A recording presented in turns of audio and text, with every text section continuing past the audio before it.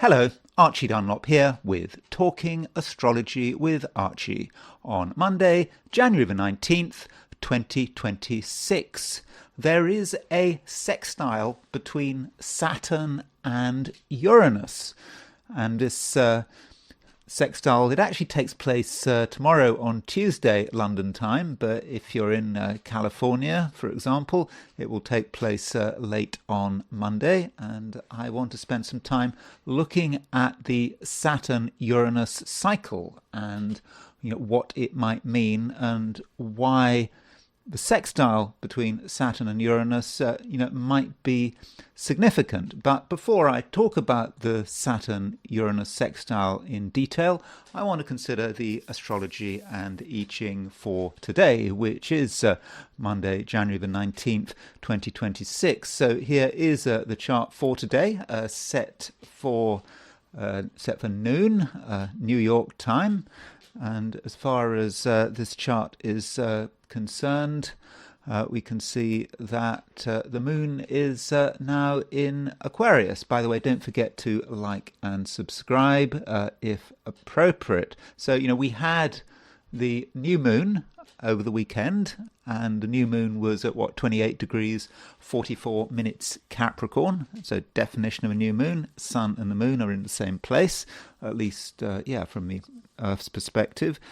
And now the moon has clicked on a bit. The moon has clicked out of Capricorn and into Aquarius. So you've got the sun and the moon both in signs ruled by Saturn, but Saturn and Capricorn and Aquarius, they represent two sides to Saturn. Capricorn is the more negative side to Saturn, perhaps trying to maintain things, whereas Aquarius is more about the positive side. The positive side is about trying to initiate things, perhaps trying to initiate a type of control, although with Saturn, you could argue that from a mythological perspective, Saturn could be about rebellion. I mean, Saturn, in terms of Greek mythology, Kronos sort of overthrew, his father of Saturn, I think, is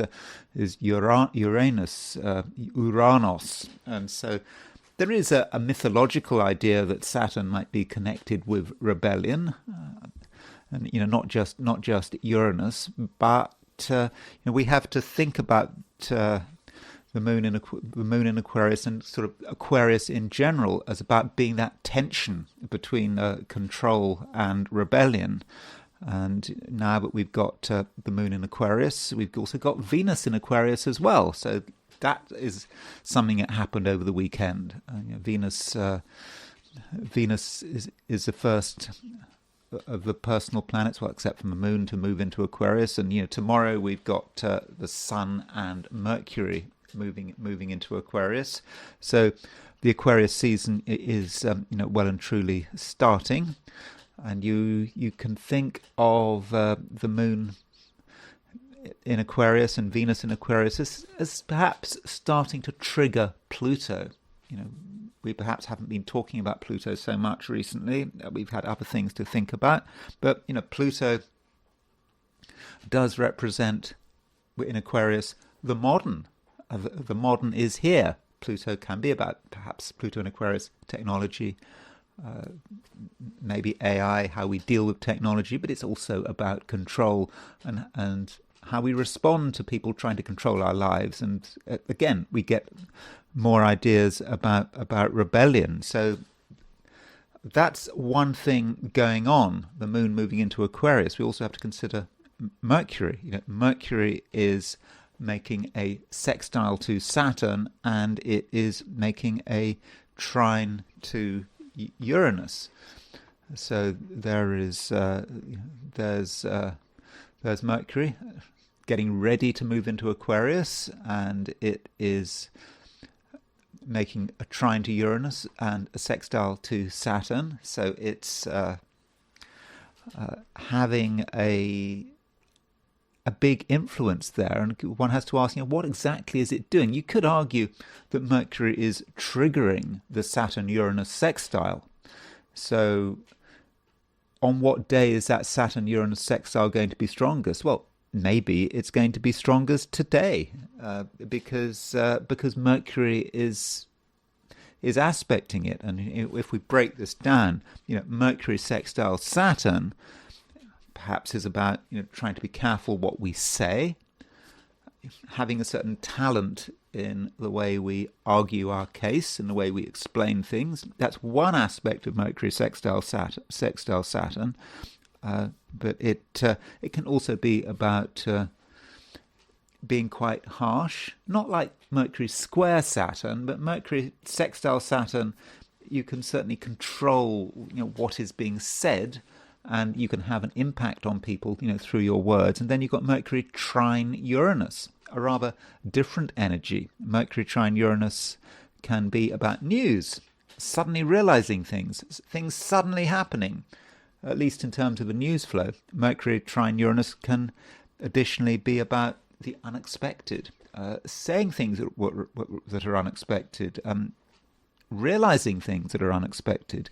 So there's a lot going on over the coming week. One of the big things over the coming week is this transition from Capricorn to Aquarius. And I think I'll be talking about this transition in detail in my video for Tuesday, but I don't want to talk about it too much in this video. But as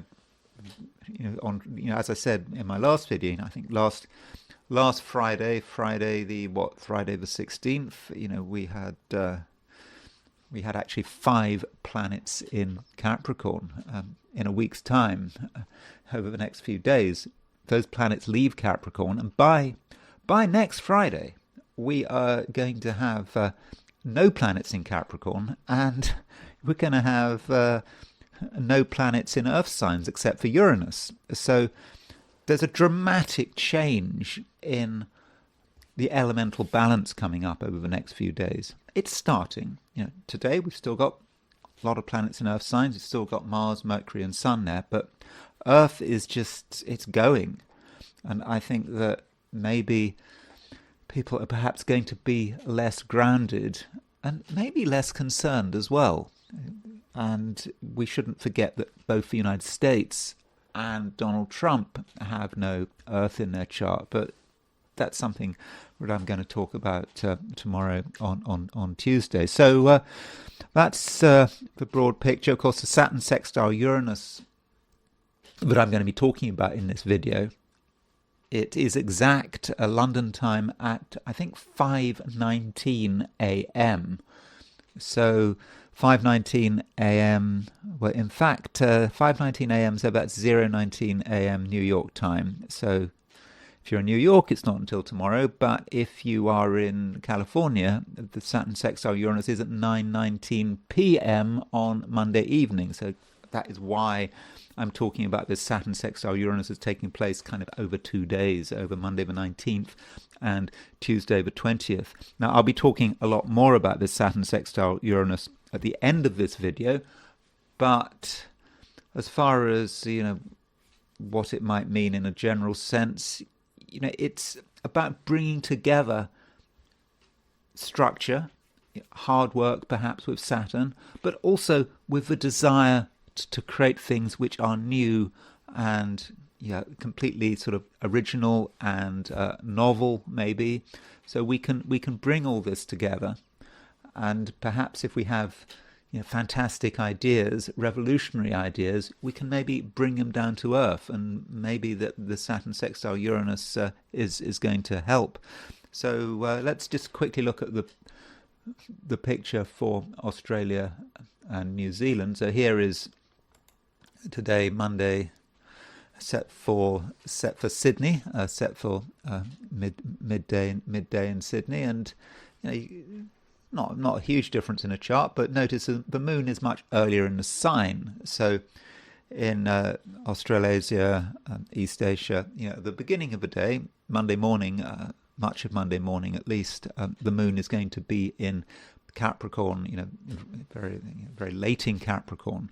So the power of that new moon could be really lingering on into Monday if you're in Australasia, and you might feel that it's somewhat difficult to express yourself because of a new moon. Because remember, what happens when you've got a new moon is you've got the moon is conjunct the sun, the moon is combust, and you have to kind of wait until the moon moves into Aquarius before you have some kind of objectivity there, and it's easier to express oneself once the moon moves into Aquarius. But don't worry, certainly by lunchtime the moon will be in Aquarius if you are in Australia or New Zealand. And then there's the heliocentric view, putting the sun at the center of the solar system. So you can see that from the sun's perspective, Earth is at 29 degrees 38 Cancer, because the Earth is always going to be opposition to the sun. The sun is getting ready to move into Aquarius, and of course the Earth is getting ready to move into Leo. And when the Earth moves into Leo, it will make a trine to Neptune. It will also make an opposition to Pluto. And what else have we got? We got Mars moving to the heliocentric square of Chiron, and so Chiron hasn't gone away. And with Mars square Chiron, an aspect I talked about last week, that Mars square Chiron can be about standing up for things we believe in, and putting energy into things we believe in, even if in the process we have to suffer the consequences. I mean, there's always or often a bit of suffering with Chiron, especially if we're too free with our opinions. And additionally, we have got Mercury linked with it as well. So we can look at this square. There is Chiron, and there is a Mercury-Mars conjunction. So heliocentric Mercury-Mars conjunction square Chiron. So what is a heliocentric Mercury-Mars conjunction about? Well, it's about expressing oneself. It's about talking. It's about perhaps talking sort of angrily and feeling that we have a viewpoint that might not be popular, but we still have to say it, because if we don't say it, we might miss our moment.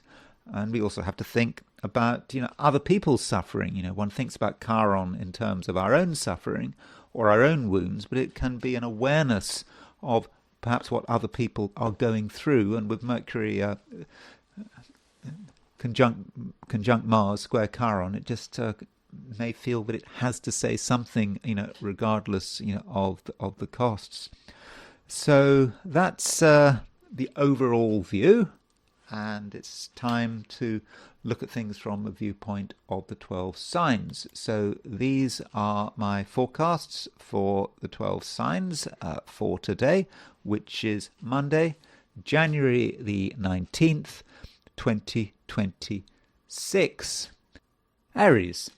It may depend today whether or not you're able to pick up on some of the heliocentric energy, because heliocentrically, Mars is doing quite a lot of things. Heliocentrically, we've got Mercury conjunct Mars, exact conjunct Mars, and Mercury is also square Chiron. So Chiron and Mars heliocentrically are certainly having a big impact on your ruler.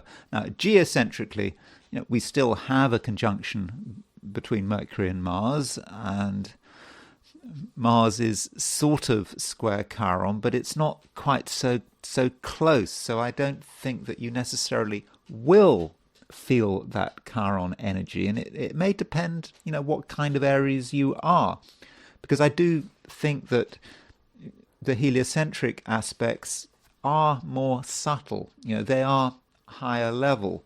It's not about people being higher level. That's not really what I'm talking about. It may be about whether you've got space, whether you've got space to consider these rather subtle astrological influences coming at a heliocentric level, rather impersonal. But if you do feel that Mercury conjunct Mars, well, I think you will be feeling a Mercury conjunct Mars because it's there geocentrically, but I'm just thinking that maybe you might not pick up on the fact that Mars is square Chiron heliocentrically. But if you do, then this Mars square Chiron heliocentrically may just make you aware of, what is happening. And you might be aware in a moral sense. So there could be a moral response to what you see. And there may be things going on which you're just not happy about, that you feel that you have to talk about, you have to maybe write about, well, even if you have the opportunity, protest about. But I'm not necessarily suggesting that you protest. Protesting can be dangerous wherever you are, whether it's in the United States or in the UK or in Iran, wherever it is. Protesting is not something that one should necessarily recommend, even if it seems to be the right thing to do. But some Arians will feel that today is about right and wrong.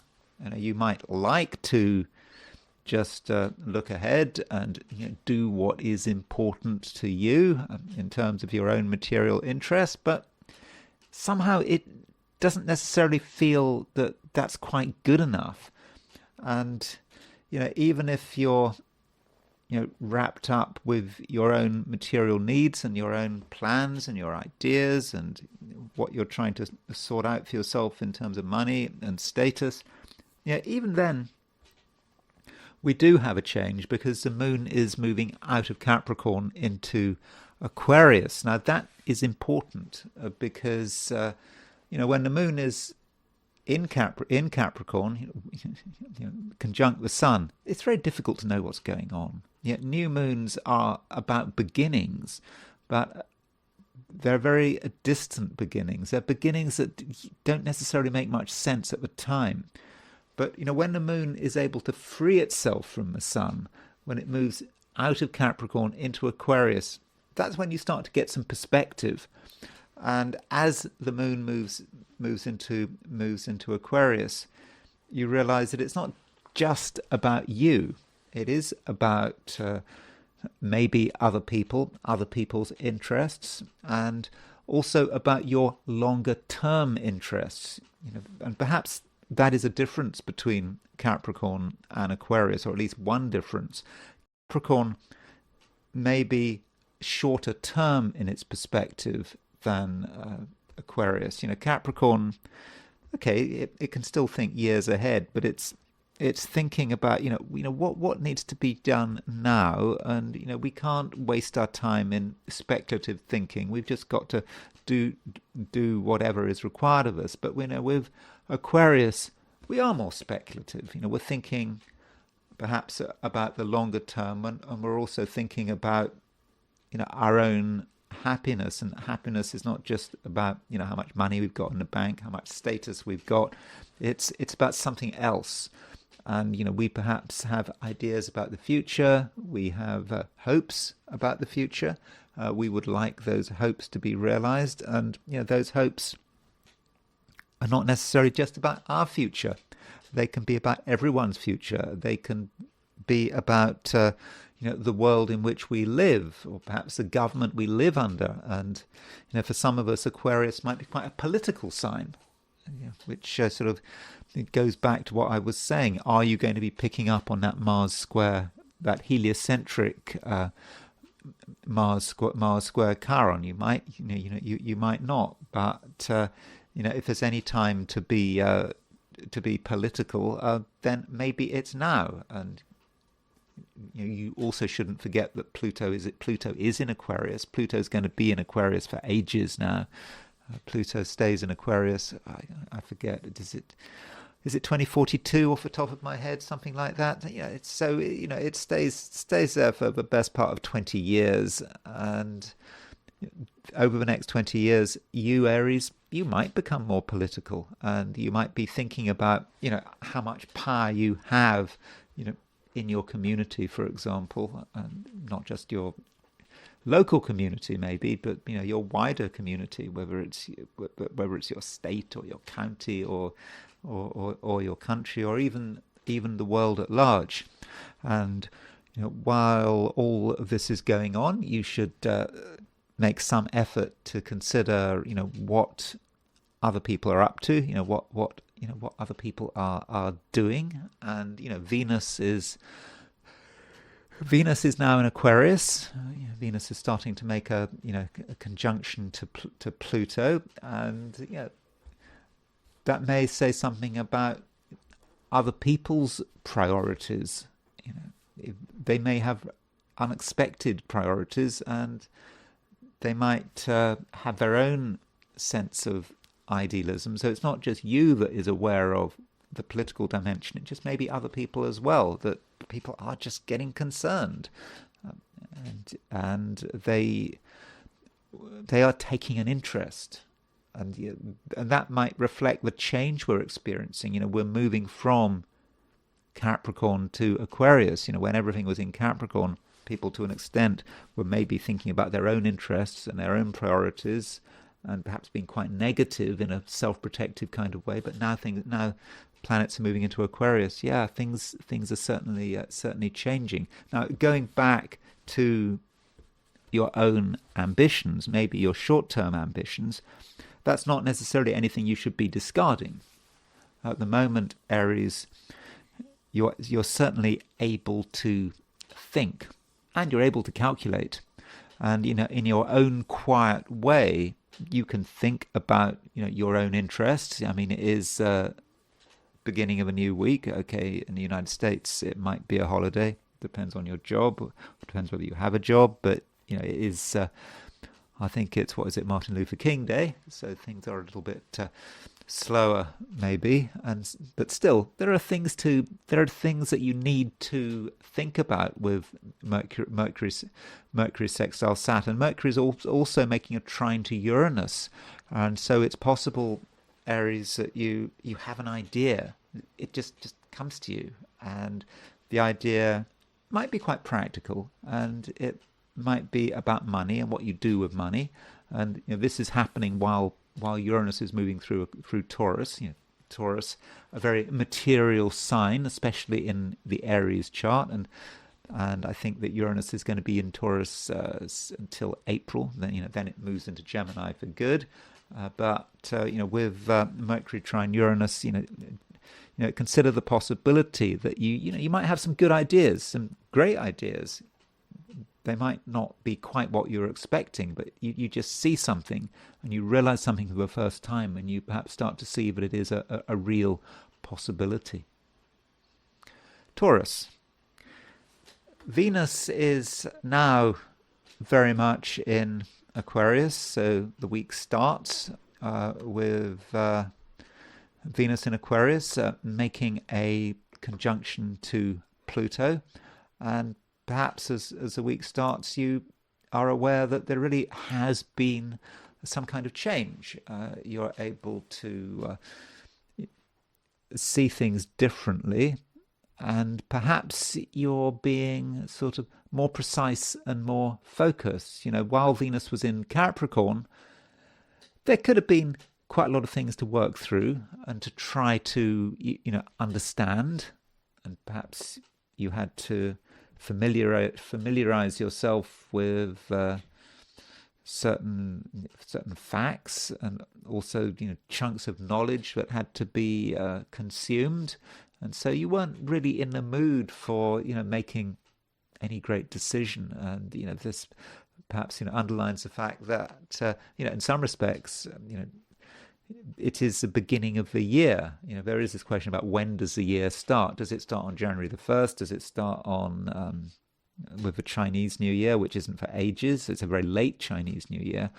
Or if you want to be really late, you can go for, I don't know, the Iranian New Year. Of course, in Iran, they celebrate the New Year at the end of March. So, it kind of depends where you are when the New Year is. But you could say that, right now is the New Year because, Martin Luther, certainly in the US, because Martin Luther King Day is a sort of, it's a weird kind of holiday. It sort of happens just after Christmas, but a New Year, but a couple of weeks after it. And government offices are closed on Monday, I think. But, tomorrow, Tuesday, that's it. I mean, really, that's the last holiday over. And so it's kind of, fortuitous for you, Taurus, particularly if you're an American Taurus, a Taurus from the United States, that the Venus is changing from Capricorn to Aquarius.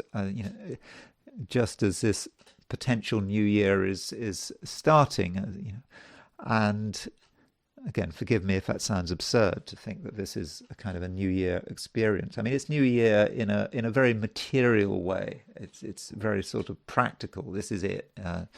No more holidays. Not until Easter, maybe. I don't know. Of course, in America, we don't have. I don't think Easter is a holiday in the United States. I've always found that strange from a European perspective. I certainly expect Good Friday to be a holiday, but anyway, who cares? With Venus moving in Aquarius conjunct Pluto, I think that Taurus, you are feeling quite motivated. And, it's not just Venus conjunct Pluto. We've got Moon in Aquarius as well. So with these planets moving into Aquarius, you're starting to think about yourself and what you need to do and what needs to be accomplished. And, you've got Uranus in Taurus. Uranus will remain in Taurus until April. So Uranus in Taurus, Uranus in your sign, it's kind of stirring things up. You want to do something different. You want to do something original. And maybe Taurus, you want to do something to really boost your own power and your ability to make things happen. And so I think this Venus conjunct Pluto is very constructive and makes you aware of what can be achieved. And, you being a Taurus, Taurus can be quite a power-hungry sign, can be very materialistic. I'm not saying you are materialistic, but you could be, you can be. And so if there's anything you want to start, then now is definitely the time to do it. And in the process, Taurus, you can have really quite a dramatic impact. You are in a position to create change. And this is especially the case at work or in your business, however it is that you want to project yourself and project your ideas. Don't doubt yourself, because I think that you really can have an impact. And if you want to be original and you want to perhaps tell people about what conclusions you've come to, now might be a great time to do it. You've finally worked things out. It's starting to make sense. So feel free. We've got you've got the Sun and Mercury are trine Uranus. I think we had Sun trine Uranus over the weekend, and now got Mercury trine Uranus. So you really can make waves. And it's not just about you throwing your power around or trying to get attention. It's also a question of demonstration. It's demonstrating what you can do, and there is a lot that you can do, and you can put a lot of energy into the things that are important to you, the things that you're good at, the things that make you special. So don't be lazy. If you've got an ability, then really give it everything.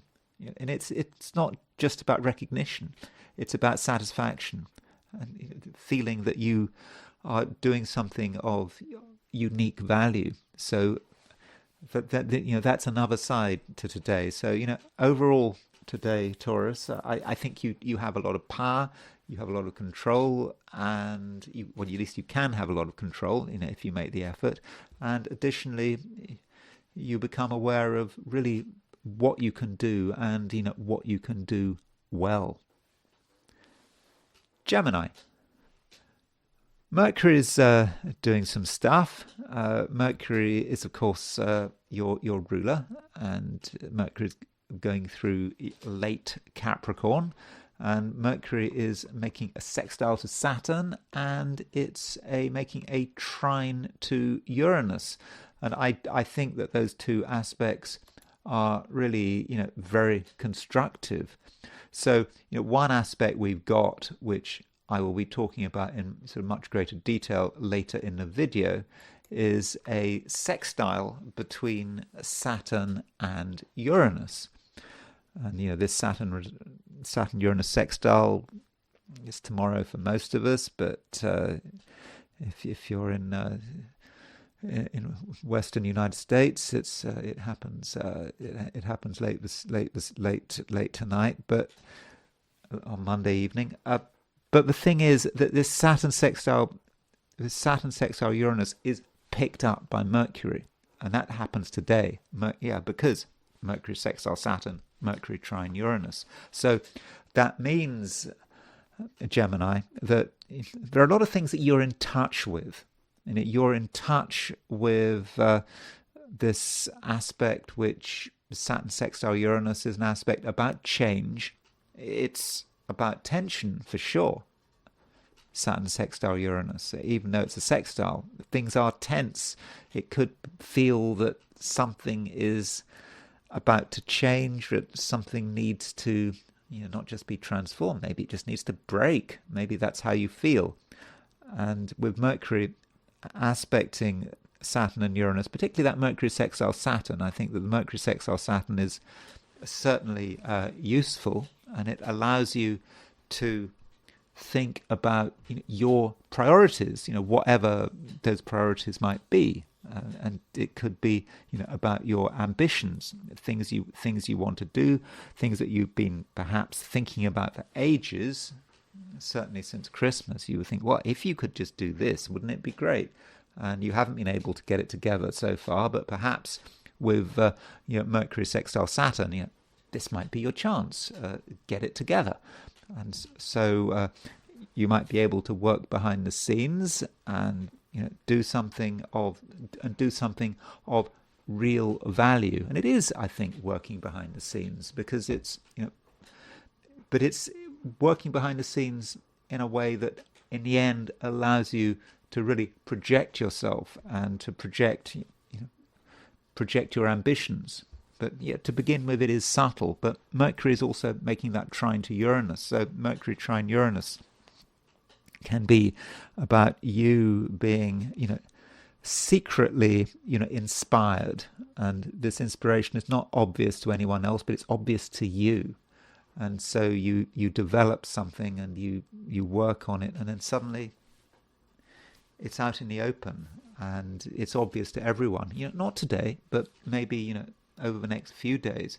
And additionally, if you look at the chart for Gemini, and you look at Mercury, you'll see that Mercury is on the Sun-Mars conjunction.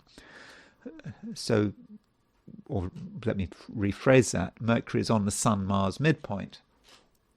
And so there is a real Sun-Mars feel to today for you. Now, that could be a good thing, it could be a bad thing, it kind of depends. I mean, if we're positive about Mercury on the Sun-Mars midpoint, it means that you actually can be very dynamic in your own way. You're quite subtle. I mean, you want to keep things to yourself, but under the surface, behind the scenes, there are things you want. You really want them, and maybe there's a tinge of anger here if you're not fully getting your way, and so I think that is positive. But you just got to find an expression. I think to begin with, it needs to perhaps be done in quite a low-key, low-profile, even secretive way. But you've got to be persistent. You've got to keep going, while those planets are in Capricorn. Now, there is a downside to that. I mean, Sun, Mars, these are two aspects which can be quite aggressive. They can be quite explosive, and so Mercury conjunct the Sun Mars midpoint. There may be times when you feel you absolutely need to express your anger, and heliocentrically we've got an exact Mercury Mars conjunction as well. So the Mars energy is quite strong here, and ideally you'll find a way of focusing that Mars energy in a fairly low profile way. I don't think you want too much attention today. I don't think you need too much attention. I know that the moon is in Aquarius, and so it's kind of more extroverted from when it was in moon in Capricorn, but still I think there are things you need to work through on your own. And if you're not being disturbed, if you're not being noticed, I think you're going to overall be, more effective. Cancer. Things are slowly starting to change. We had the new moon over the weekend, and this new moon was within Capricorn, in your opposite sign, and that may have said something about relationships and how you view other people. You might have felt that you were kind of making a decision, perhaps. I mean, that's one way of looking at it. I mean, a new moon could have represented a new relationship, or a relationship that is developing. And when we look at a new moon, we shouldn't necessarily see a new moon as just something happening on one day. There are all sorts of theories about how long a new moon should last for. And yeah, you've got its immediate impact, which was on Sunday, and perhaps into Monday a bit. Then you've got its sort of longer term impact, which would be certainly the next fortnight, even the next month, until the next new moon, which is the end of February, right at the end of Aquarius, which is of course the beginning of the Chinese New Year. And so this new moon is significant, and yes, it might represent a new relationship with certain other people. It could also represent an ending, because it's in such late degree. And additionally, Cancer, you have to think increasingly about your own independence, and what is important to you, because we've got all these planets moving into Aquarius, and so Moon moves into Aquarius. Moon in a different sign to the Sun, and while that happens, you start to feel the new moon for the first time in a sort of more practical way, and that means that you're not going to be overly influenced by what other people are saying, what other people are doing. I mean, you can think in a way that is constructive and is independent, and some things just don't necessarily have to be discussed. And indeed, if you want to follow your own path and reach your own conclusions, then Cancer, that might be a really sort of constructive way of doing things. And as far as aspects are concerned, the moon is making a conjunction to Venus. It's making a conjunction to Pluto, especially at the beginning of the day, and that could be about you having powerful insights into another person, into what a person is really like. You're able to go beyond the way they superficially present themselves, and you're perhaps able to get into the real person. And that's the great thing about Moon in Aquarius, or Aquarius in general. Aquarians can be very sensitive in an airy kind of way.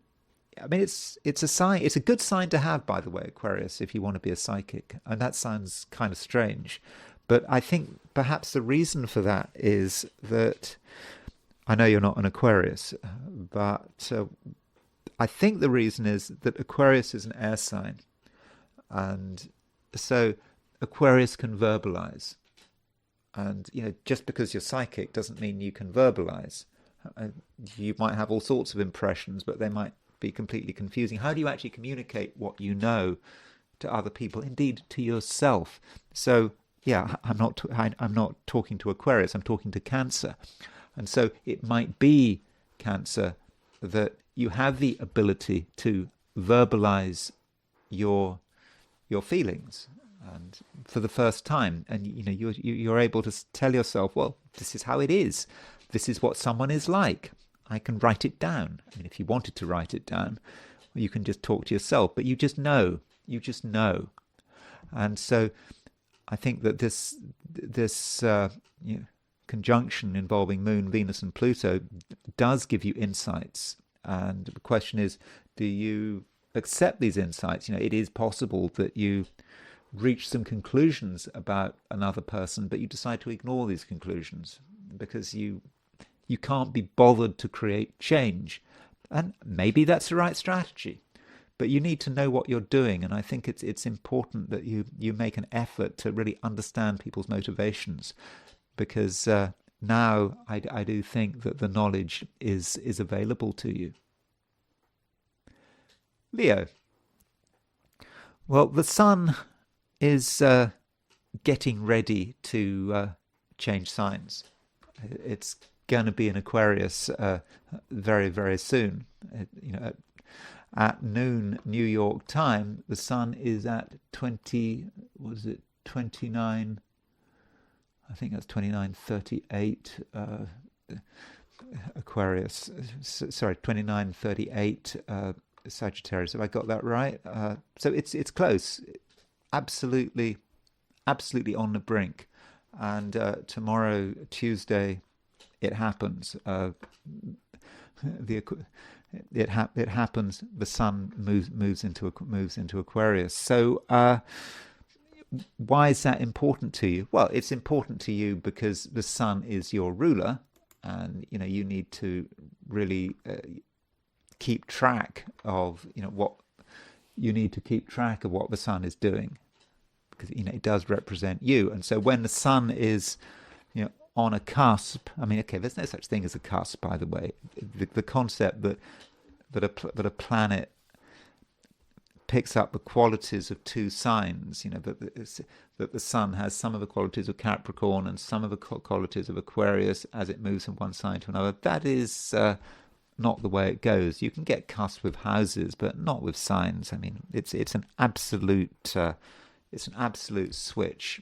You can't be in both. So this period of moving from one thing to another, it matters because you have to accept that perhaps some of the old rules are not going to hold once you make that changeover. And also with sun about to move into Aquarius, there might be things that you need to attend to sort out before that change happens. So with sun in Capricorn today, last chance to maybe do some reorganization, do Capricorn kind of things, make sure that everything is properly laid out. There's no room for misunderstandings. If anything is a mess, then maybe there's something you can do about it. Maybe also you've been thinking about your body and your health, and you had this idea that you'd like to go and do something to make yourself feel happier, fitter, and healthier. And maybe you should do it now. You've just had the new moon. The sun is about to move into Aquarius, but it hasn't moved there yet. So that would be a good way of preparing for this sign change. And Venus is already in Aquarius, and I will be talking about Aquarius in great detail, like tomorrow. So I didn't want to go too far in terms of Aquarius and what it means. But the moon is in Aquarius, so already the moon making conjunction to Venus, conjunction to Pluto. So you can see how this might be working out. And if there are other people around you, other people who are important, who could be important, then you may be able to benefit, or at least you can see the lie of the land. You can see which people you might have to deal with, sooner rather than later. But you don't get too far ahead of yourself. I think that you need to think about the here and now. And an aspect we have is Mercury making a trine to Uranus, and Mercury in Capricorn making a trine to Uranus. I think that's a great aspect. And when you're doing things which just seem routine, ordinary, doesn't seem to be a big deal, things might just suddenly happen. Something might click, and you might have a moment of awareness that that comes about when you're doing something boring, routine. It doesn't seem to mean anything, and suddenly it makes sense, and you just know how things should be. You kind of know what you want to do, and that perhaps gives you the strength to deal with Aquarius season, to be able to hold your own, because it is important to hold your own when all these planets are moving into Aquarius. I mean, as I will be discussing, because there is so much focus on other people, what's happening out there in the world, and there may be moments when your individuality is questioned. But if you've got nothing to offer, nothing to contribute, no counter ideas, then you could be swept up in it all. But if you can develop your own ideas, your own counter ideas, your own arguments, that would be a good thing to do. And maybe Mercury trine Uranus is really going to help you. And I should continue to say that the Sun remains on the Venus-Mars midpoint. The Sun has been on the Venus-Mars midpoint for ages. Just will not go away, and that's good news. It means that you continue to have the ability to get noticed, to get a high level of attention, and if you handle yourself in the right way, people are just going to naturally like you, and they might like you even more when more and more planets go into Aquarius. Indeed, when the Sun goes into Aquarius, which is about to happen. Virgo. Mercury is quite strongly placed at the moment. I mean, it's strongly placed in terms of its aspects, not necessarily by its sign position. And Mercury is your ruler, and so what Mercury is doing, well, Mercury is sextile Saturn, and it's trine Uranus. So that trine to Uranus for you, Virgo, could be very inspired.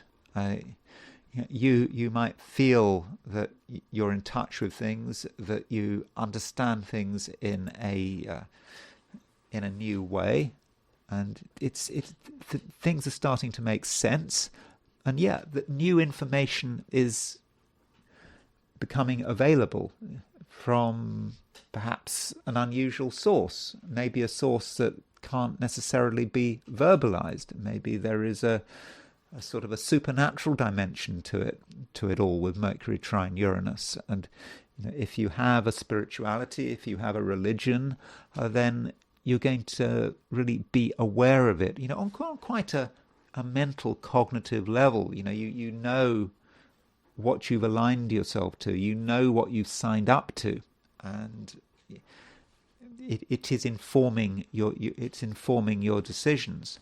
And Mercury is not just trine Uranus, it's also sextile Saturn. And so that means that what's happening is that Mercury is linking in with the Saturn-Uranus sextile. So today and tomorrow we do have a Saturn-Uranus sextile, which I will be talking about in some detail later in the video. But this Saturn-Uranus sextile, is pretty constructive. It's about having great ideas, it's being inspired, but being able to structure these ideas, structure your originality. And so I think, Virgo, as far as is possible, you should try to be original. It's not a time to be following other people's lead, trying to fit in, just trying to sort of disappear and be part of the scenery. That's not what it's all about. You need to think about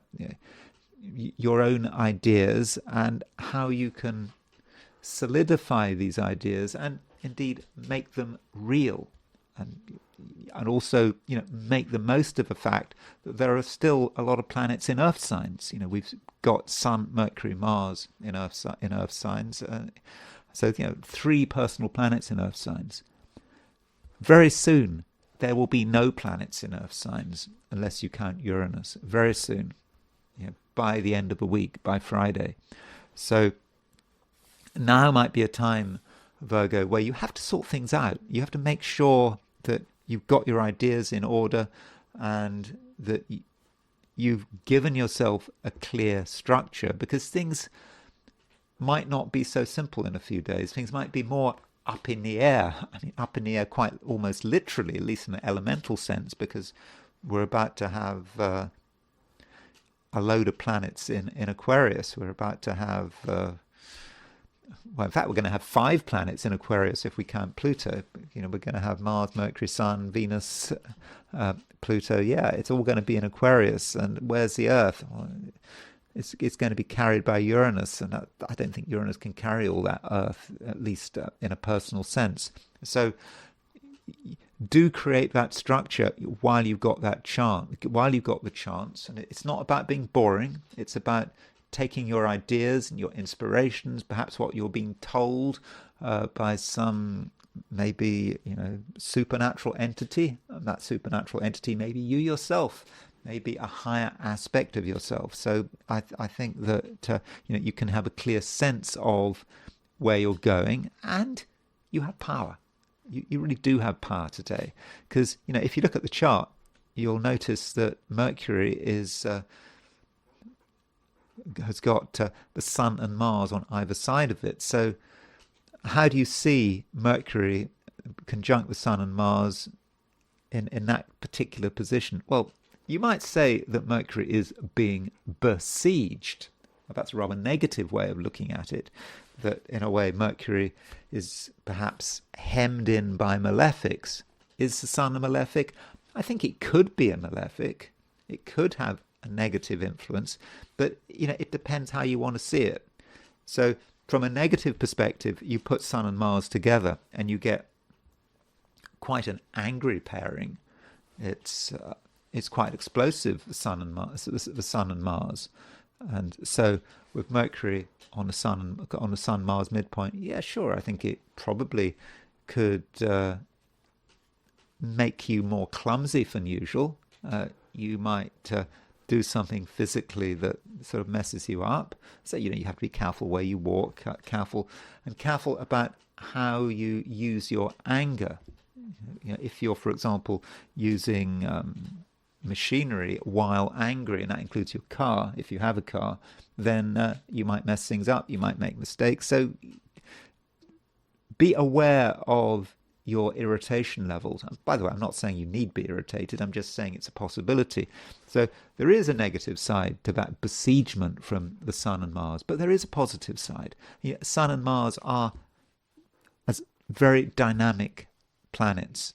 As a pairing, they are super dynamic. So you put Mercury on a Sun-Mars midpoint, and it might mean that you can really express your power. If you want something to happen, you know, you can make it happen. You can maybe force it through, especially as Mercury is making a trine to Uranus. So you are able to stir things up, and you know, it's just important that you don't feel that, oh, you have to fit in, you have to do what everyone says. Okay, you don't have to be a rebel for the sake of it. I mean, you've got to pay some attention to what other people are doing. I mean, after all, Saturn is still in Pisces, your opposite sign, but you don't want to be sort of overwhelmed by a sense of obligation, because you know, today, you know, it is fundamentally about, you know, what you want and what you can express. And yeah, I think Virgo, you can express your power very effectively, and in the process you can get in touch with something just new. And perhaps, you know, the next challenge, you know, with these planets moving into Aquarius is, how do you take something that is new and original, and how do you turn it into something that is also realistic and practical? Libra. Venus is now, you know, very much in Aquarius, and Venus is making a conjunction to Pluto. I regard that conjunction to Pluto which I think that conjunction to Pluto is tomorrow, Tuesday. But I regard that conjunction between Pluto for you as being, pretty positive. It does give you a sense of what you can do, and perhaps also what you can disrupt. There is a disruptive side to Pluto, which so far you may not have always been aware of. You might not have really tuned into it. Perhaps it was just too complicated, and you've had all these planets in Capricorn, and maybe that was weighing you down, and you'd been very wary of doing anything that was too original. You didn't want to cause any fuss. But now that Venus is out of Capricorn, in an air sign, Libra is an air sign. Now that it's in an air sign, making a conjunction to Pluto, it's a time, Libra, when you should be very aware of your creative power. You have been storing up a great deal, and maybe that is the benefit of having all those planets in Capricorn since the end of December. You were working on something, building something up. Even if you weren't literally working on something, I think your mind was sort of ticking away, and you were thinking, you were imagining, you had your doubts.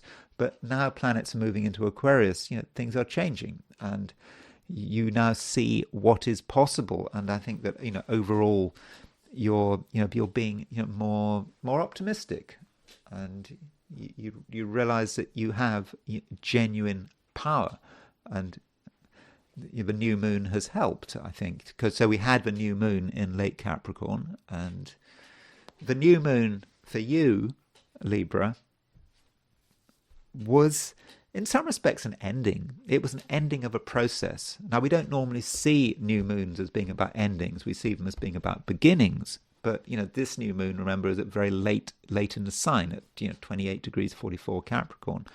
So this ending is perhaps about the ending of a period of consolidation. You'd been working things out.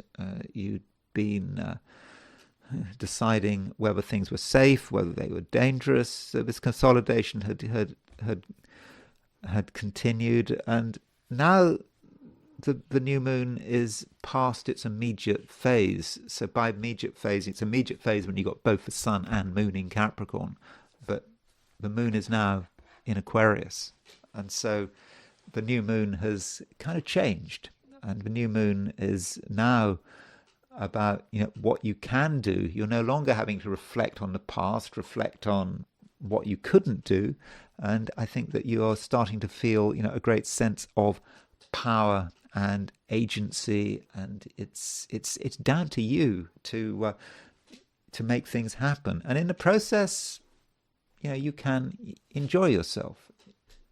So Aquarius, from a Libran perspective, is of course the fifth sign, or you could say in the jargon it's the fifth house. And in astrology, the fifth house is often related to to enjoyment. It can be related to relationships and romance. It can be. I'm not entirely convinced by that, by the way. But it's a kind of relationship with no strings attached, just enjoying someone's company, just for the sake of it, with just enjoying it without any commitment. So that is certainly a way of looking at the fifth house. Additionally, the fifth house can be seen, if you take a Vedic approach, it's the house of Purva Punya, and Purva Punya means, I believe, past life credit. So the fifth house can be about what we have accumulated from the past, and if we've done good things in a previous incarnation, maybe now we get to see those benefits. Now, I mean, I don't want to take that too far. This is just 12 sign astrology. Perhaps it doesn't have the depth of, certainly it doesn't have the depth of full Vedic reading and all the subtleties of a Vedic chart. But maybe with this concept of Purva Punya, you can see how things have accumulated in the recent past. So while the sun was in Capricorn and other planets are in Capricorn, things have been building up, and there were things that maybe you felt you should have been able to take advantage of, things that you thought you could benefit from, and maybe you didn't have the opportunity. And now that planets are moving into Aquarius, you get the chance to cash in on what you've been investing. I don't mean that in a financial sense. Perhaps you've been building up credit for yourself. Again, not financial credit. I'm talking more about maybe luck and opportunity. And as planets move into Aquarius, things get better and better, and you have a chance to perhaps also use what you have learnt. There may have been things that you've learnt them well, and you haven't always had a chance to exercise them. That can be about maybe some ability that you've been working on. You was really important to you, but you didn't really get much credit for it. But now maybe you're getting that credit. So I'm thinking that things are changing, and I do think that you're having, I believe, Libra, just a greater sense of your own power and what you can do. And you don't have to be too intense about it. I think that there is also a side to whatever's going on, but it's about enjoyment. Enjoying life, and you deserve to enjoy life. And don't forget, Pluto is in Aquarius. Pluto stays in Aquarius for the next couple of decades. So maybe whatever's happening now, not just today, but over the next couple of days, just is a reflection of what can happen between now and, say, the early 2040s. Scorpio. You feel perhaps the weight of Aquarius. Does Aquarius have weight? I think maybe in a Scorpio chart, maybe it does. And the reason for that is that Aquarius is at the bottom of the chart. It's a chart that represents the beginning of things, and it also represents the foundations. And right now, those foundations could be very important to you. You want things to be secure, and you want things to be solid, and you don't want any doubts. You don't want any ambiguity, and that might mean, Scorpio, that over the next few days you want to start de-risking things. Why take a chance? Is there really a benefit? Instead, do perhaps concentrate on what you know and trust, and that is just a standard way for Scorpios to be. And when Mars moves into your sign, when Mars moves out of Capricorn into Aquarius, which, okay, that's not until Friday, but it's getting there. Already tomorrow we've got the Sun and Mercury moving into Aquarius. So as these planets click into Aquarius, you need to perhaps focus on what feels familiar. And already we've got the Moon in Aquarius, and the new moon which we had over the weekend, new moon in late Capricorn. Well, that new moon is now becoming an increasingly Aquarian new moon, and Aquarius is also a sign that one links with being independent, not having to worry about outside obligations, and just feeling that one can be oneself. Although you shouldn't forget about the responsibilities that come with home and family. Okay, those responsibilities might not exist. It kind of depends on your circumstances, but it's possible that things relating to your family take up a lot of time, and also things relating to your past. We all need to be aware of our past, and as Aquarius as a sign, you might see Aquarius as being quite a totalitarian year zero kind of sign. When I say a year zero kind of sign, let's forget the past, let's just think about the future. But from a Scorpio view, that's not what it's about. Aquarius is a fixed sign. It's ruled by Saturn, and you can't escape that past. You know you can't escape that past, and indeed you want to link with the past, and I think that you do, very much have a chance to do that. Not just today, but over the next few weeks. Now, one planet that is in Aquarius right now is Venus. So Venus has clicked into Aquarius. It's making a conjunction to Pluto, and that Venus may say something about another person and another person's priorities, and we could be talking about someone who is cautious, and all these things I've said about the past and stability and security may not just be about you. They may be about another person and another person's priorities. So, think about the important people in your life, and, ask yourself, what do they want? What do they want at the moment? And, right now, they're looking for clarity. No one wants confusion. And they want to know what can be trusted, who can be trusted. And so providing other people with security and with answers and with a complete lack of ambiguity. No one wants ambiguity at the moment. You certainly don't want ambiguity. I don't think anyone else does. And so, Scorpio, I think that you do have an opportunity here to create security, not just for yourself, but also for certain important key other people in your life. So that's looking at things in one way. I did look at the heliocentric chart earlier on. So the thing about the heliocentric chart, let me just go back to the heliocentric chart and show you what I'm looking at, just in case you didn't look at that part of the video. So looking at things from a perspective of the sun, putting a sun at the center of the solar system. Mars is making a conjunction to Mercury. Okay, Mars is making a conjunction to Mercury geocentrically as well, but heliocentrically it's very exact. And also Mars is making a square to Chiron. So we've got heliocentrically Mars very much linked up with a Mercury-Chiron square.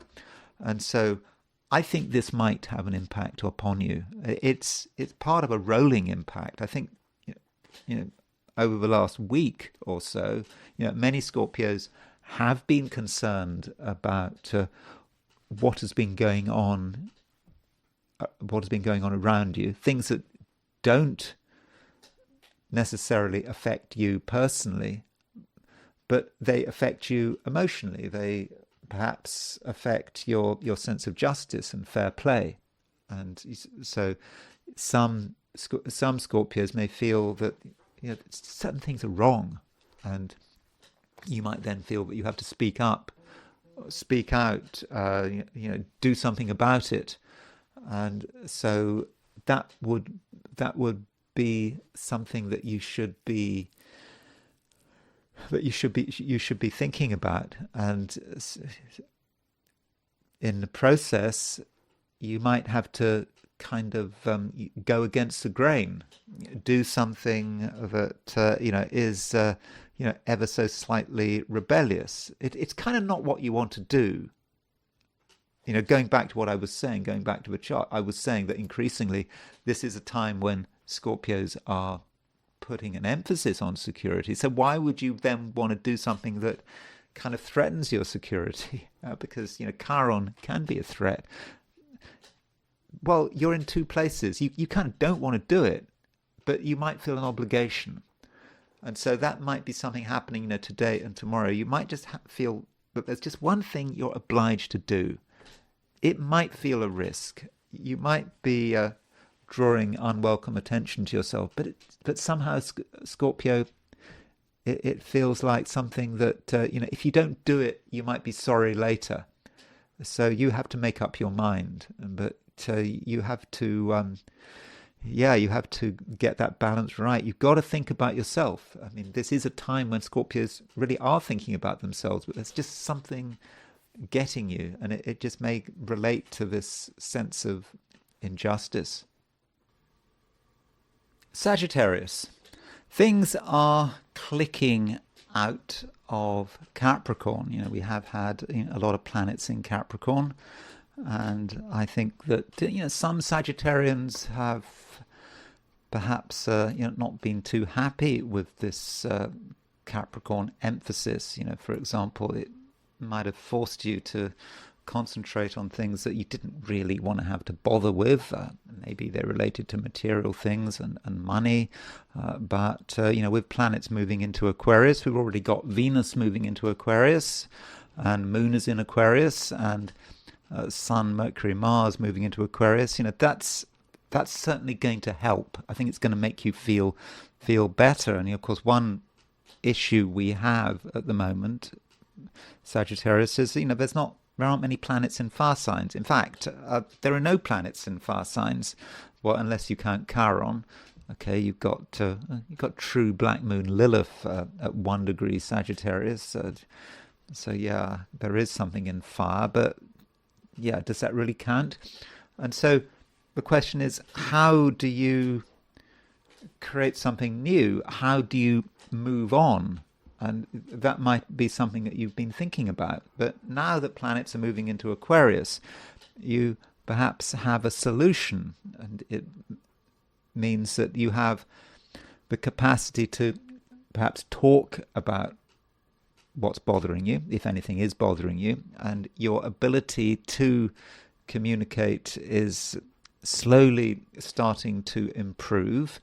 And you're starting to see new possibilities. I mean, you can start to explore new possibilities, working out one thing, working out another thing. What does it all mean? And thinking about it, and that's going to make you feel better about yourself. But it's a slow process to begin with. Today we've got Venus in Aquarius, making a conjunction to Pluto. So that might be about getting ideas from another person, perhaps. But you're starting to see perhaps the light at the end of the tunnel. And no, it's not a train coming the other way. It really is the light at the end of the tunnel.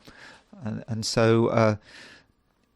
Do start to explore what is possible, and don't forget other people. Other people do matter, and at times, recently at Sagittarius, you might have felt that you were doing things on your own, that you weren't getting any support.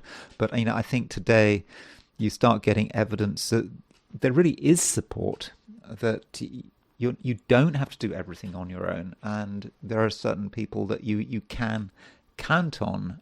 And how do you work out who they are? Well, you talk. The things you say matter. You get a response, and one thing leads to another, and you then end up realizing that you're not alone. And in the process, Sagittarius, maybe you need some variety.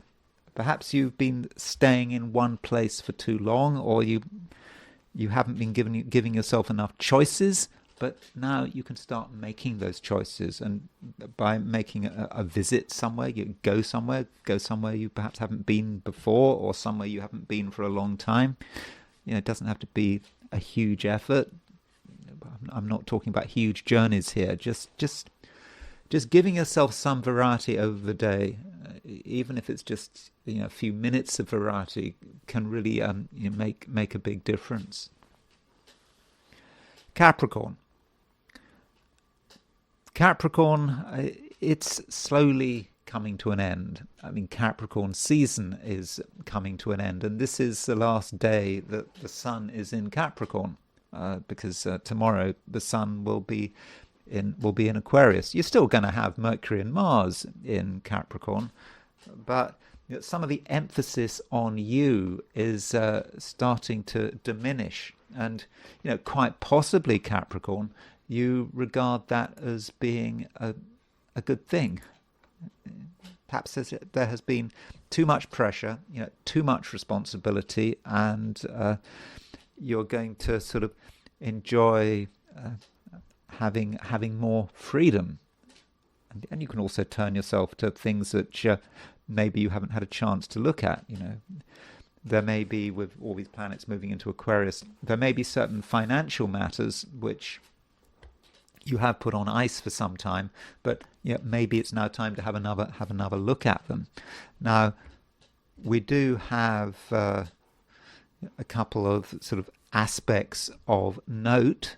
I mean, today we have Mercury making a sextile to Saturn. We also have Saturn making a sextile to Uranus, and that aspect could be late today, could be into tomorrow. So those are aspects of importance. So what does Mercury sextile Saturn mean? Well, Mercury sextile Saturn for you, Capricorn, could just be about getting things together. I mean, Mercury in Capricorn, it's about your ideas, what is important to you, what you've been thinking about, and you give it that sextile to Saturn, and it perhaps allows you to stabilize your ideas, to focus on the things that really are, important to you. And it is perhaps all a process of creating order out of chaos. I mean, you're not the chaotic one, but maybe there's been chaos around you involving perhaps other people. But Mercury sextile Saturn means that you can get yourself together, you can get your mind together, and additionally you can speak with great authority. When you say something, I think there really is a good chance that people will listen to you. And additionally, we've got Saturn sextile Uranus, and Saturn sextile Uranus perhaps reminds you of your inner revolutionary. You don't always like things to be the same. You don't always do what you're told. You have your own ideas. And, of course, Capricorns can be revolutionaries. Ma Zedong was a Capricorn. And, if they don't like the way things are, they can actually do things to create real change. And perhaps, it all starts with an idea. It all starts with a conversation. You kind of say what you think, which shouldn't be such a problem because Mercury is making a sextile to Saturn, and then suddenly you realize that this is not good enough, and you can create change, and perhaps you can create quite dramatic change. And one aspect we have Saturn on the Mars-Uranus midpoint. This is something you can just see by eye. I mean, look, we got Mars-Uranus trine today. I mean, well, okay, not. I think the Mars trine Uranus is exact tomorrow, but there's Mars moving to a trine of Uranus. We've got Saturn sextile Mars. We've got Saturn sextile Uranus. So Saturn is on the Mars-Uranus midpoint.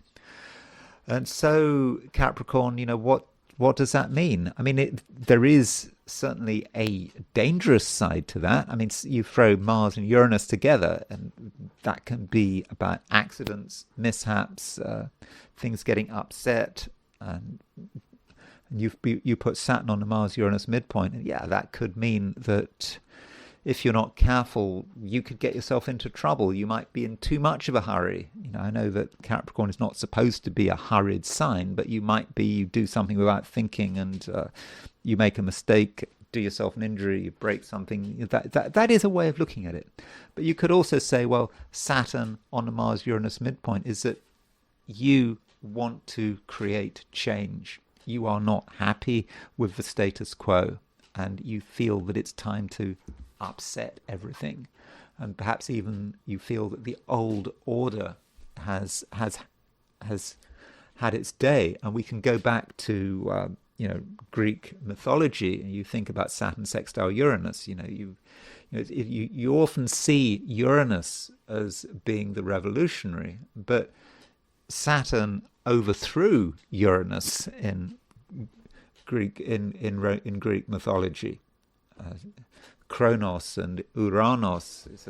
So there is a revolutionary side to Saturn, and therefore a revolutionary side to Capricorn. Most people aren't aware of it, and it goes under the radar, but it's very much there. And so maybe right now, Capricorn, you are in touch with that inner revolutionary. Aquarius, you're feeling better.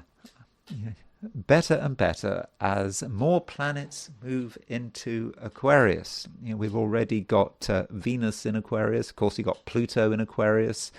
We've got Venus-Pluto conjunction in Aquarius, and the moon is now in Aquarius. And so you're feeling, I hope, a growing sense of your own power and your ability to make things happen and to have an impact.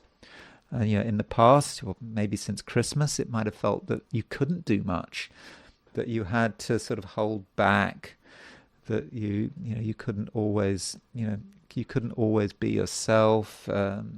You had to keep things quiet. You had to maybe even be quite secretive. But that is now changing, and in a way, it's the new year. I mean, the new year is now finally starting. It took a long time, but it's now clicking into gear. Today, well, if you're in the United States, it's Martin Luther King Day, and perhaps Martin Luther King Day is a kind of late end to the year. And tomorrow, Tuesday, that's just a normal working day. It's now that's it. 2026 is really getting underway, and so it's kind of good that you've got all these planets now moving into Aquarius, and of course, tomorrow, Tuesday, the Sun will be moving into Aquarius. So I think that you do have a great sense of your ability to make things happen, to create change. And one aspect we have today and tomorrow, which I'll be talking about in detail later in this video, is a sextile between Saturn and Uranus. So this Saturn sextile Uranus is perhaps an important aspect. It certainly affects you because you are Saturn. Saturn rules Aquarius, and okay, you could say Uranus has an association with Aquarius.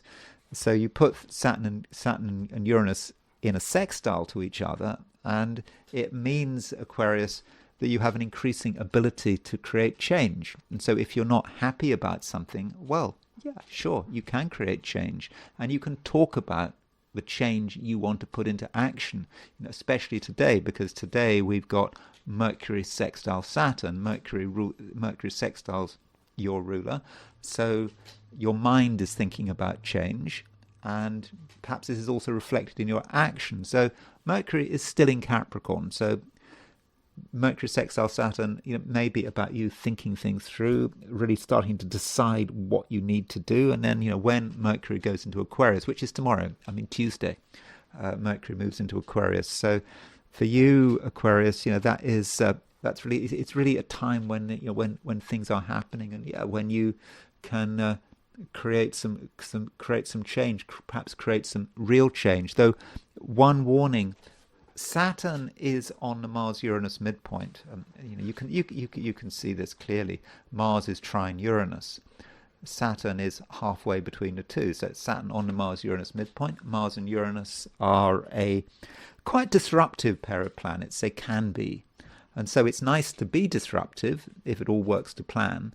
But if you are not paying attention, then Saturn on the Mars-Uranus midpoint can represent a mishap, something going wrong. It could be that your anger gets misdirected and it's kind of gets caught up in the material world. So, be careful where you step, be careful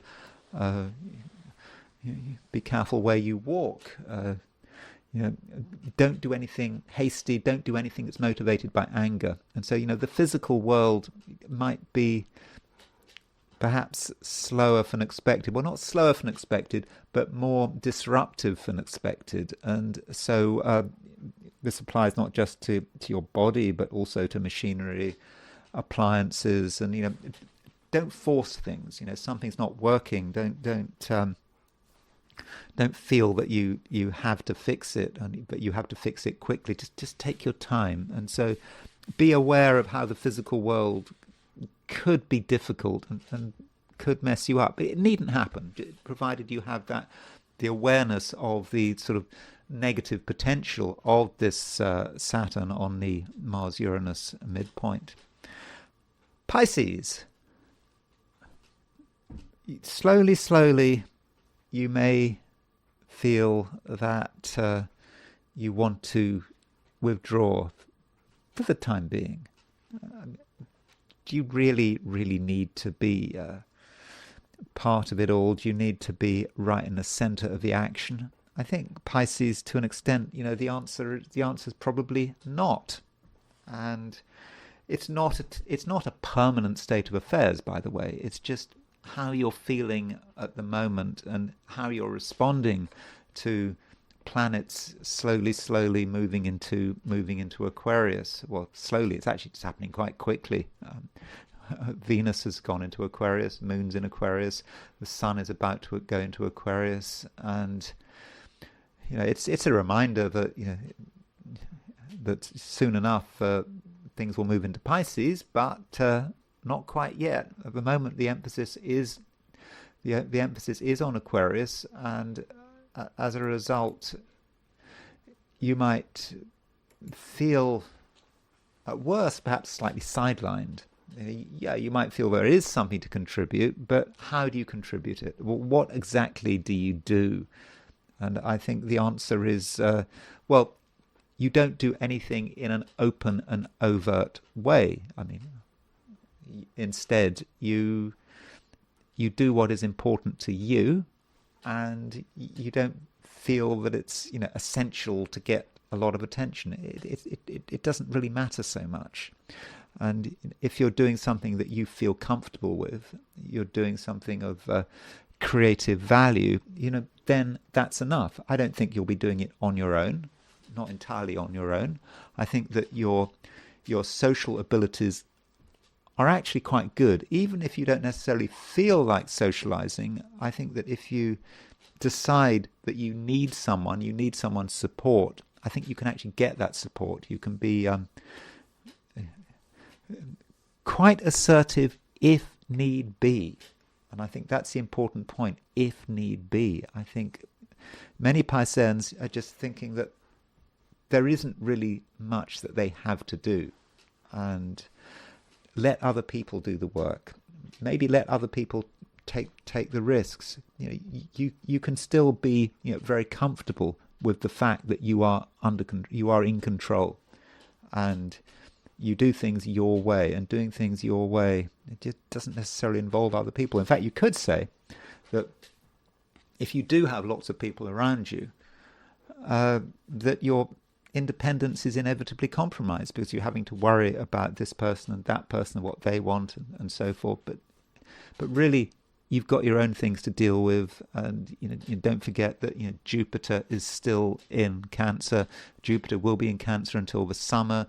Jupiter's retrograde in Cancer, and so while Jupiter is retrograde, I think that Jupiter goes direct, is it in March, something like that.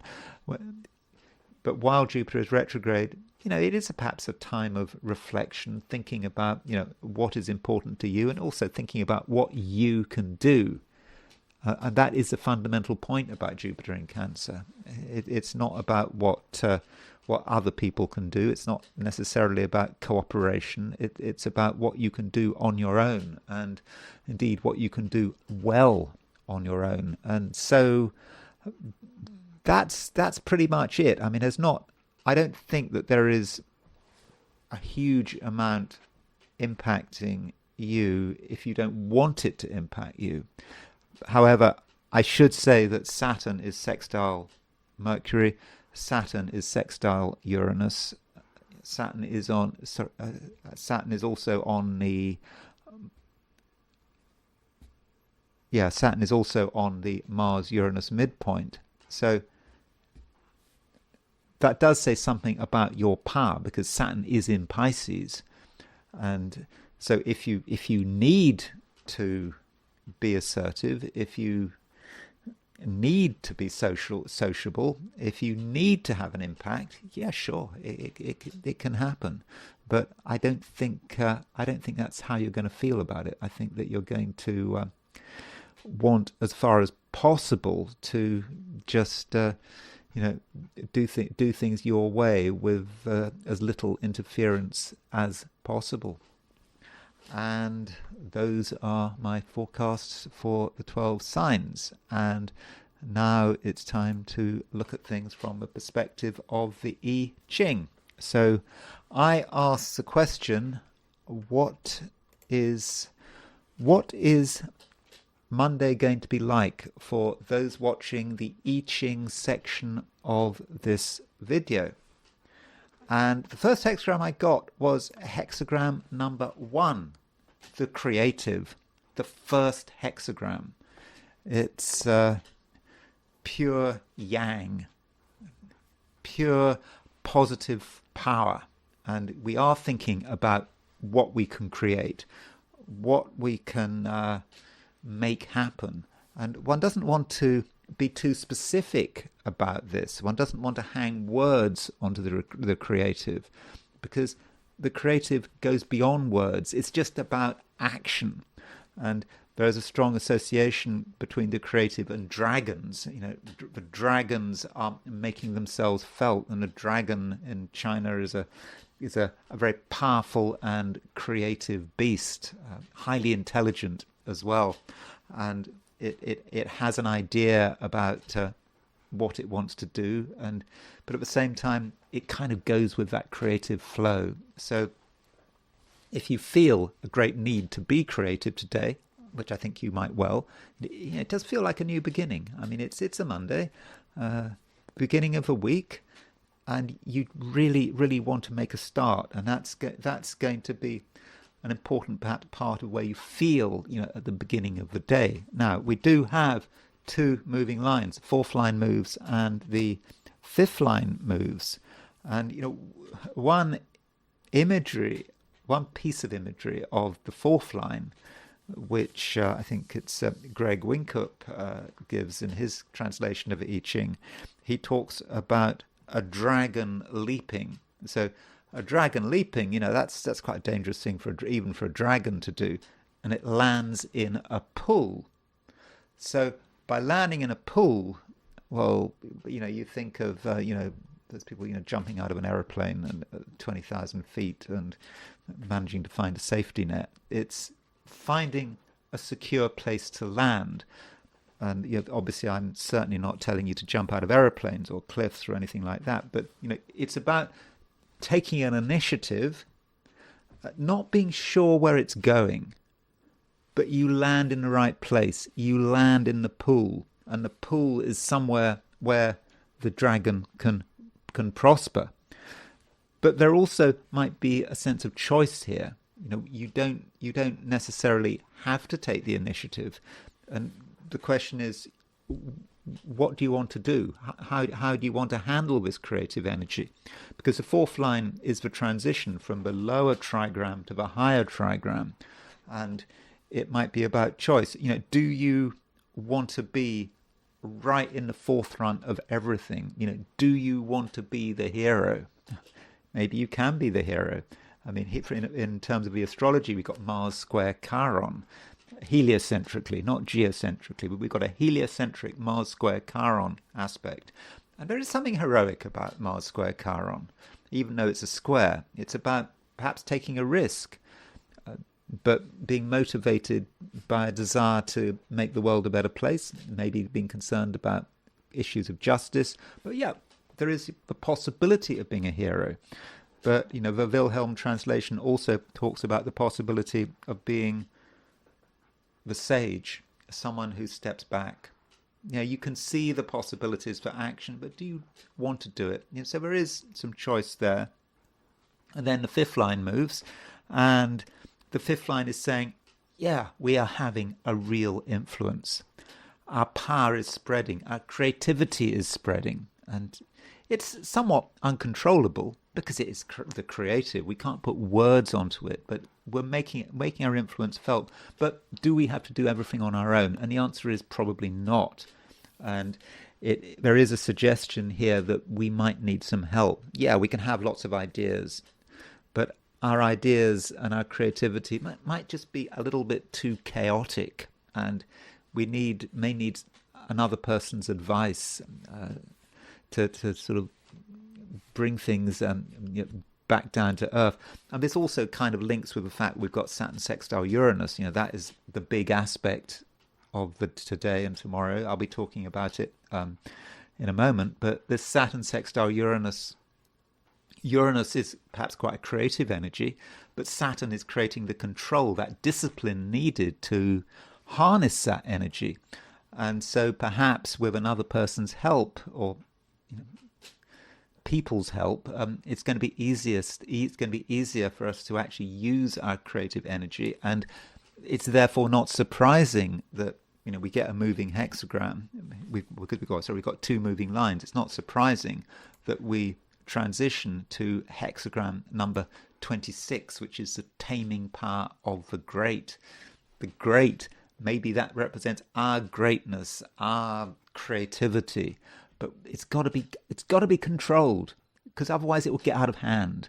And that's where this perhaps where this Saturn-Uranus sextile comes in. Saturn controlling Uranus. So it's all about what we do with that creativity, and how we discipline it, and how we harness it. And I think that is something we can do. But to begin with, we might need a certain amount of discipline, but it's the kind of discipline where we don't try to define anything. So if you're dealing with a huge amount of energy, you can't put a label on it. You can't put words on it.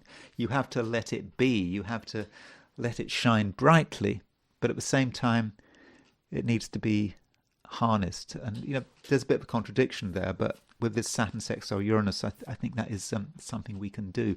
And then Saturn sextile Uranus. We have to talk about Saturn sextile Uranus, because today, tomorrow, depending on your time zone, there is this sextile aspect between these two outer planets. And so here is the aspect. Let me find it. It's here. This is the precise moment the Saturn-Uranus sextile happened. So that was the previous Saturn sextile Uranus, because there are two Saturn sextiles to Uranus. So this is the Saturn sextile Uranus that took place last year on August the 12th, 2025. But because of retrograde motion, of course, it means that we get it again. So here is the second Saturn sextile Uranus, which is happening. Well, technically on January the 20th, which is Tuesday, 5:19 a.m. London time, but that will be late evening today, Monday, in California, or indeed Chicago, or I don't know, Las Vegas. The Midwest, Western United States. It will happen in the evening, but it doesn't really matter too much. So this is the Saturn-Uranus sextile. So there's Saturn at 2732 Pisces, and Uranus at 2733 Pisces, and Uranus at 2733 Taurus. So what does this aspect mean? So as far as how I'm going to deal with it, okay, I'm going to look at what it means in isolation first, and then I'm going to consider what it might mean in a more cyclic way, as how it links with the Saturn-Uranus cycle. So, in isolation,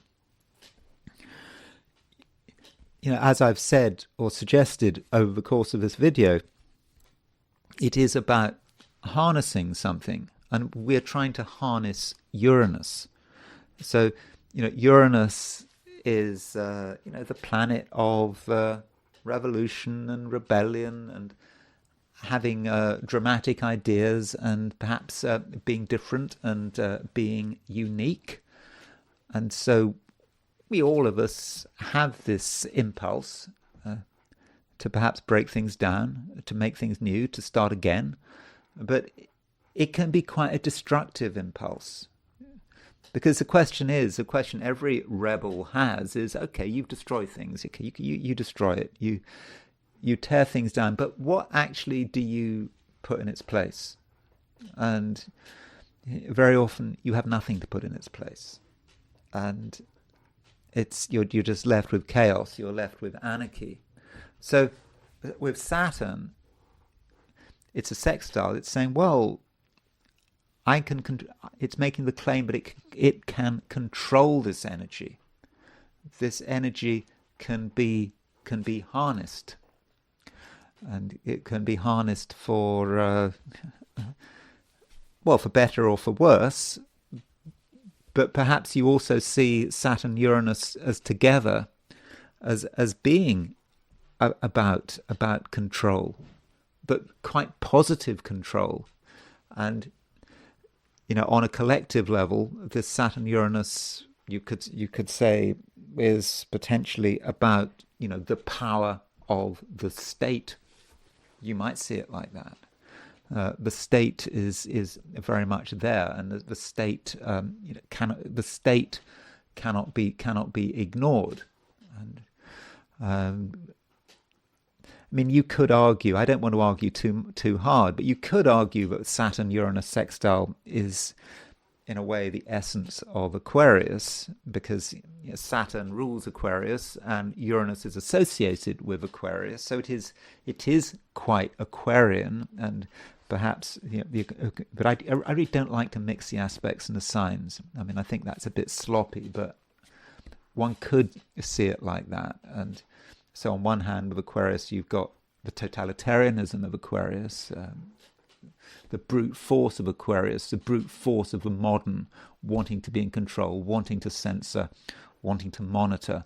And then, of course, Aquarius is also about wanting its freedom, being sick of being controlled by government, but increasingly wants to be in control.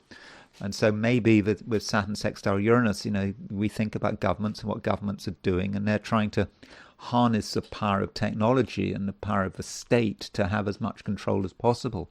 Now, this Saturn sextile Uranus is it is negative in the sense that we've got Saturn in Pisces and we've got Neptune. We've got Neptune in. Sorry, yeah, is that right? We've got. Sorry, let's start again. We have got Uranus in Taurus, Saturn in Pisces. So it's not positive signs. And so how would we see that? Uranus in Taurus. A lot of people are very stubborn, are very focused in terms of what kind of change they want to bring about. They have a clear idea about it, and they're holding on to it because Uranus is about to move into Gemini. That's a very different kind of change. But while Uranus is in Taurus, people are stubbornly thinking about what they want to bring about, and then you have Saturn in Pisces. So Saturn in Pisces, it could be that people are trying to create change and structure in a way that is sort of subtle and manipulative. So governments may be trying to control us in ways that are not entirely obvious. So that's certainly a way of looking at it. Now, another thing about this Saturn-Uranus sextile is that it's linked up with Mercury and Mars. So there's Uranus, there's Uranus, there's Saturn, and then you move another 60 degrees, and so you've got Mars is actually making an exact sextile to Saturn at the time of this sextile, and Mars is also making an exact trine to Uranus. So this particular Saturn sextile Uranus gets really activated by Mars, and Mars could cause a lot of trouble. I mean, and also this means that we've got Saturn on the Mars-Uranus midpoint, which does strike me as being rather destructive. Mars-Uranus is about violence, and so there could actually be something quite violent about this particular Saturn sextile Uranus, particularly as we've got Mercury involved in as well. So I don't think one should underestimate this Saturn-Uranus sextile. I think it could be quite powerful, and it's not just something something quite sort of passive. Oh, it's a sextile. I think it does.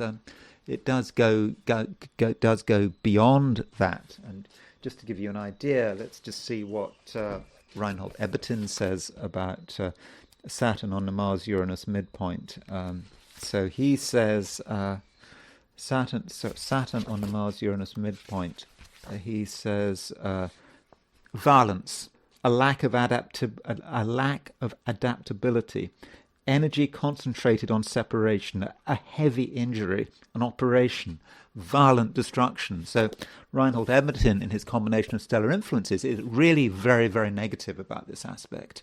And so it might be about acts of violence. We're all always acts of violence, but we should maybe expect Monday and Tuesday to be quite difficult days because of that aspect. With Saturn on the Mars-Uranus midpoint. So that's looking at Saturn sextile Uranus in isolation.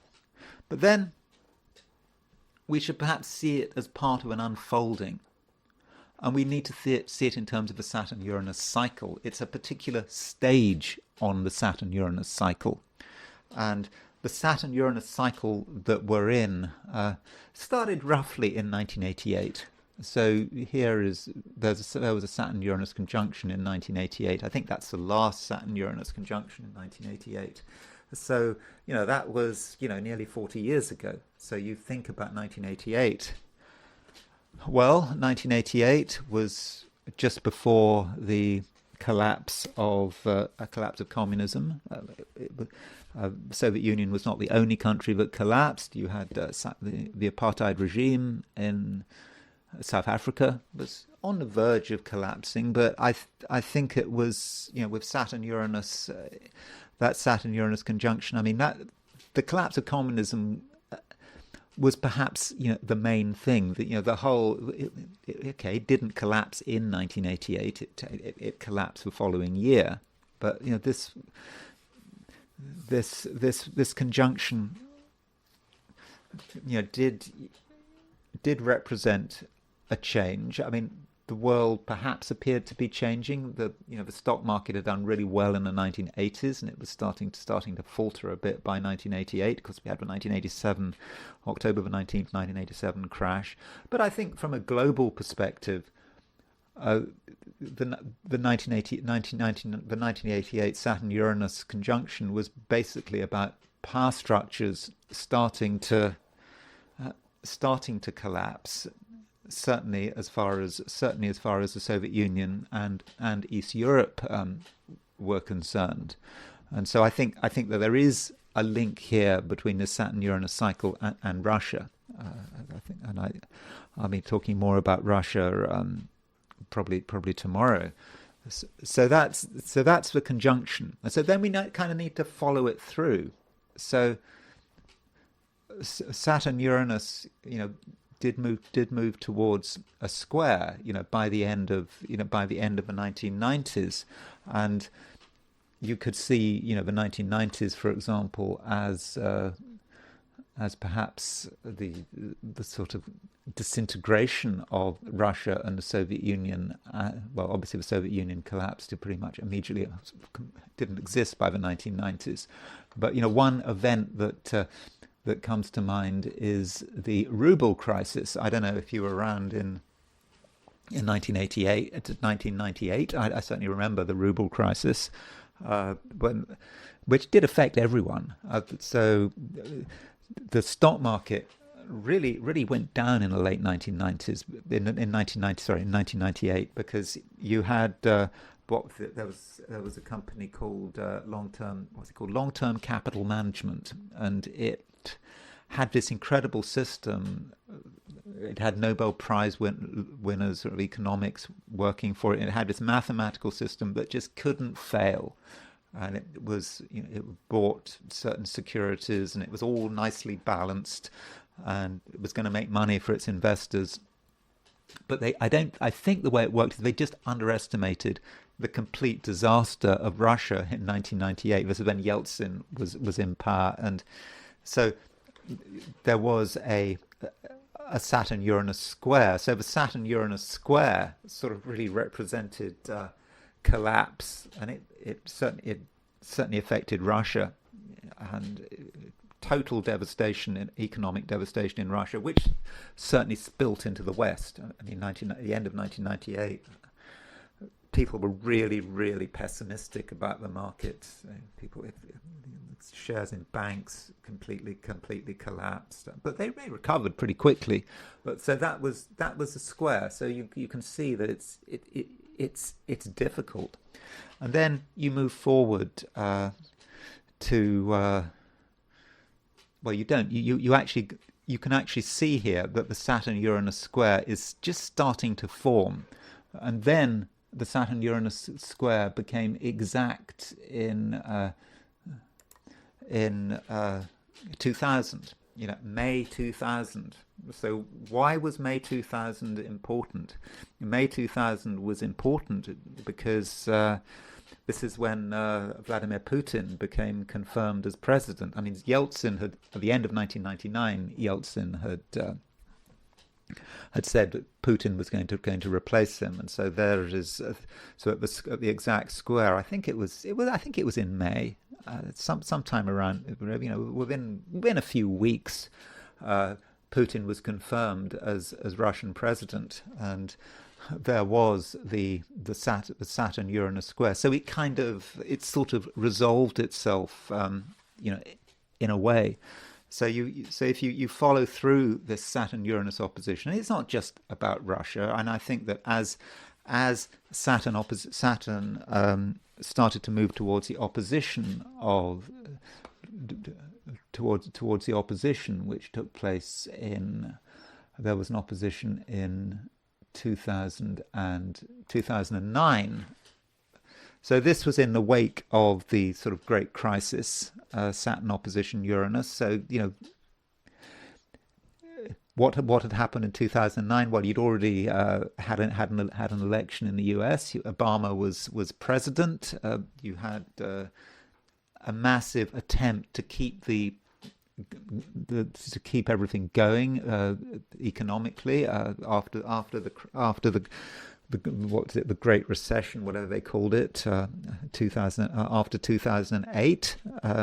It was, broadly speaking, a time, by the way, that Russia was starting to assert itself. I think particularly in Georgia. I can't remember. Around this time, Russia had a war against Georgia, which it won. And so that, again, you see Russia connected with the Saturn-Uranus cycle. There's always Russia. Russia is always in the room here with Saturn and Uranus when they make their aspects. And then a bit later on we had another square. So we had Saturn square Uranus on December the 24th, 2021. And this sextile, this square was just before Russia's invasion of Ukraine. So it was about less than 2 months before. And by this stage, December the 24th, 2021, it was pretty much obvious that Russia was going to move into the Ukraine, but things had just got too far. When we think about Saturn-Uranus square, don't forget that Vladimir Putin, if you look at Vladimir Putin's chart, he has a square between Saturn and Uranus in his horoscope. There he's got Uranus at 18 degrees Cancer, Saturn at 17 degrees Libra.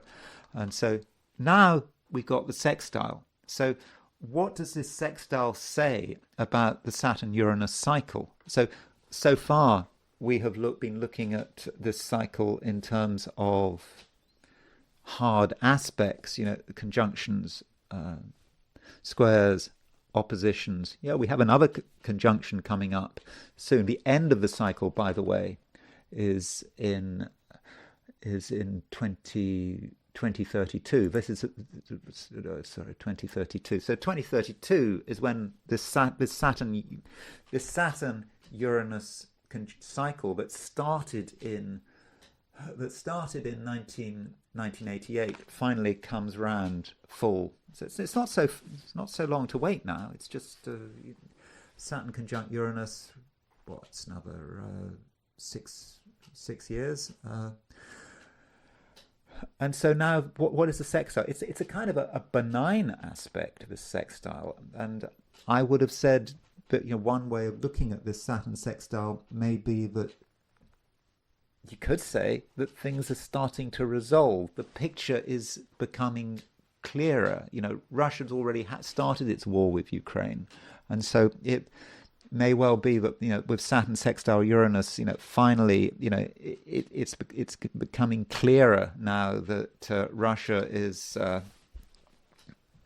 winning its war. I mean, it's clear that Russia's winning its war, and maybe this is a time when we realize that the war is coming to an end, and it's coming to an end on Russia's terms. So Russia started this war with Saturn square Uranus, and that Saturn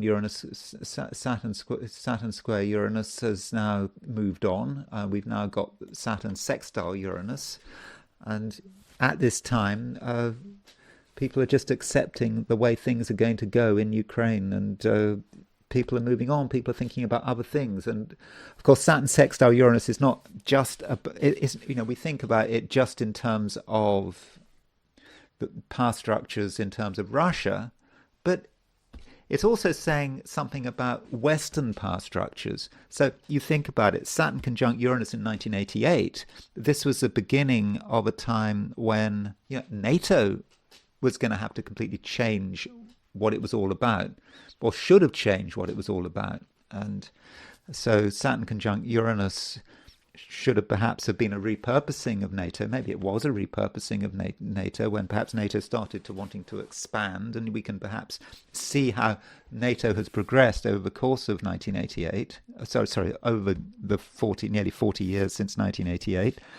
And now with Saturn sextile Uranus, things are perhaps starting to resolve. And although we do know that this Saturn sextile Uranus is very much tied in with Mars, so there's a real geopolitical element to this Saturn sextile Uranus, and it's kind of interesting that we're thinking about this aspect, at the same time as we've got this Greenland crisis blowing up. So it's not just about Russian power, and it looks as if Russia is going to start to be able to consolidate its battlefield successes, and maybe in the end, the war it's perhaps the beginning of the end of this war, and by 2032, by the Saturn-Uranus conjunction in 2032, we will see the full fruits of what Russia has done, and people will probably realize that Russia's nature has changed. Russia is perhaps returns to the international community, but in a much stronger position, I think.